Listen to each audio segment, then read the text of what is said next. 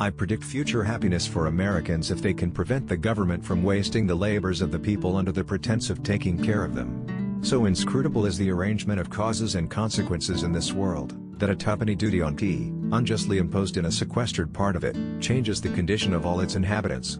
Experience hath shown, that even under the best forms, those entrusted with power have, in time, and by slow operations, perverted it into tyranny, and it is believed that the most effectual means of preventing this would be, to illuminate, as far as practicable, the minds of the people at large. Do not be too severe upon the errors of the people, but reclaim them by enlightening them. Without books, I would certainly die.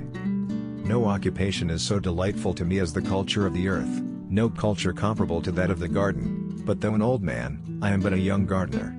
Peace, that glorious moment in time when everyone stops and reloads. Health, learning and virtue will ensure your happiness, they will give you a quiet conscience, private esteem and public honor. I am mortified to be told that, in the United States of America, the sale of a book can become a subject of inquiry, and of criminal inquiry too. The opinions and beliefs of men follow involuntarily the evidence proposed to their minds. We must make our choice between economy and liberty or confusion and servitude. If we run into such debts, we must be taxed in our meat and drink, in our necessities and comforts, in our labor and in our amusements. If we can prevent the government from wasting the labor of the people, under the pretense of caring for them, they will be happy. We are all Federalists, and we are all Republicans. All experience hath shown, that mankind are more disposed to suffer, while evils are sufferable, than to right themselves by abolishing the forms to which they are accustomed. Whenever the people are well informed, they can be trusted with their own government. There is a natural aristocracy among men. The grounds of this are virtue and talents.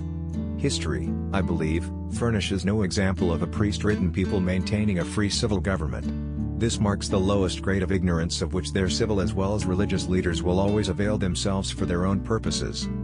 A lawyer without books would be like a workman without tools. When a long train of abuses and usurpations, pursuing invariably the same object evinces a design to reduce them under absolute despotism, it is their right, it is their duty, to throw off such government.